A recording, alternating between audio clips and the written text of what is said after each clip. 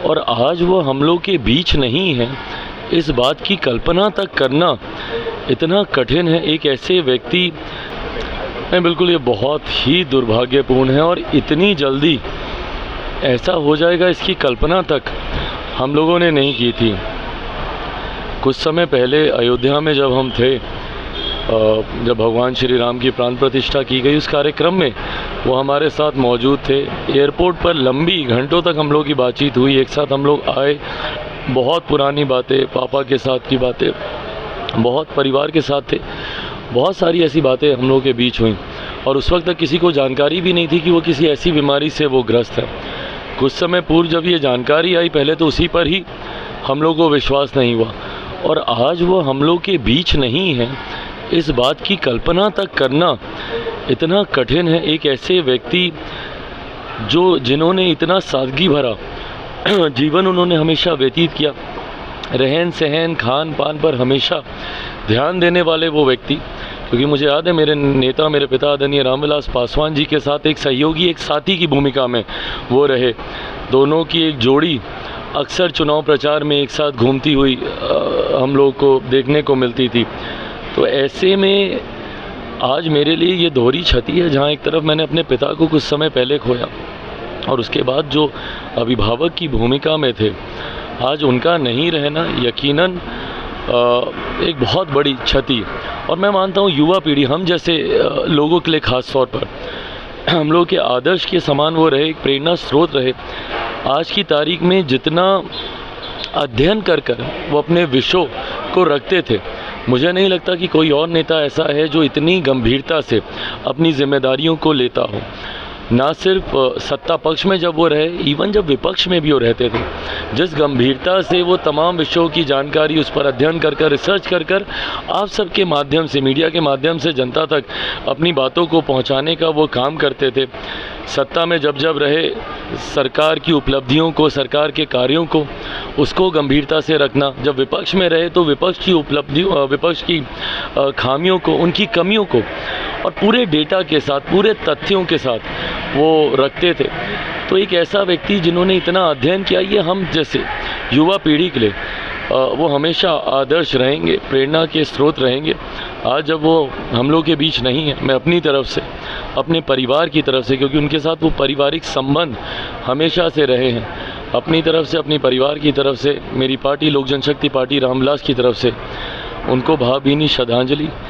परिवार शब्द बहुत कम है, क्योंकि ऐसी दुख की घड़ी से परिवार जल्दी उभर नहीं पाता। मैंने खुद पिता को खोया, मैं समझ सकता हूँ, बट इस घड़ी में परिवार के साथ हम लोग मजबूती से खड़े हैं। कौन सत्ता में आता है नहीं आता है, ये बेड़ा कोई व्यक्ति नहीं उठाता है, ये जनता उठाती है। और बिहार की जनता ने ये तय कर लिया है, तो कोई और कौन होता है रोकने वाला। इस तरीके का बेड़ा ये कई बार उठा चुके हैं। 14 में ये भी तो उठाए थे ना, क्या हर्ष हुआ। 19 में इन्होंने पुनः इसी बेड़ा को उठाया था कि भाई इस बार तो खाता तक नहीं खुलेगा। किसका खाता नहीं खुला? 19 के परिणामों ने दर्शाया ही। तो ऐसे में कोई व्यक्ति जिम्मेदार नहीं होता है। जब चुनाव के परिणाम निर्धारित किए जाते हैं, उसके लिए पूरा राज्य, और ये लोकसभा के चुनाव हैं, पूरा देश इसकी जिम्मेदारी अपने कंधों पर लेता है। और मुझे लगता है देश ने ये मन बना लिया है कि इस बार तीसरी बार प्रधानमंत्री जी को प्रधानमंत्री बनाना है। आज प्रधानमंत्री जी का नामांकन है। नामांकन से पहले ही जिस तरीके का उत्साह देखने को मिल रहा है, आज हम लोग भी, तमाम एनडीए के साथी घटक दल उनके नामांकन में मौजूद होंगे। हम भी उसी कार्यक्रम में शरीक होने हम लोग जा रहे हैं। तो ऐसे में उनके नामांकन से और नामांकन से पहले अलग अलग जगहों पे, कल मेरे प्रधानमंत्री हाजीपुर आए थे। हाजीपुर में जिस तरीके का जन सैलाब था, मेरे छोटे भाई और पूर्व मुख्यमंत्री तेजस्वी जी ने हाजीपुर में भी ये बात जाकर कही थी ना कि यहाँ से अगर हम लोगों ने हरा दिया तो हमको मुख्यमंत्री बनने से कोई नहीं रोक सकता। कल आप देखिएगा हाजीपुर में जिस तरीके का एक जन सैलाब देखने को मिला और जिस तरीके से प्रधानमंत्री जी का आशीर्वाद मुझे मिला, उनके तमाम वो शब्द जिन्होंने मेरे मनोबल को बढ़ाने का काम किया। कल जिस तरीके से उन्होंने मेरी छोटी छोटी बातों तक का जिक्र किया कि कैसे 2014 से वो इस बात को देखते थे कि मैं पार्लियामेंट में को कितनी गंभीरता से मैं लेता हूँ। उनकी ये तमाम बातें और उनकी ये बातें हर एक प्रत्याशी के मनोबल को बढ़ाती हैं, लोगों में उत्साह उत्पन्न करती है और इस उत्साह ने ये बेड़ा उठाया हुआ है कि प्रधानमंत्री जी को तीसरी बार देश का प्रधानमंत्री बनाना है और बहुत जल्द, अब तो दिन भी समीप ही है, 4 जून को परिणामों में देखने को भी मिलेगा। भाई ये लोग ना राजनीतिक लड़ाई या राजनीतिक द्वेष में इतना ज़्यादा उलझे हुए हैं कि कभी व्यक्तिगत संबंधों को ये लोग समझ ही नहीं पाएंगे। इन लोगों में वो भावना ही नहीं है। अगर व्यक्तिगत संबंध को अगर ये समझते तो इनके सामने जो इनकी माँ समान है उनको जब गाली दी जा रही थी मेरे परिवार को, तो ये आपत्ति दर्ज कराते।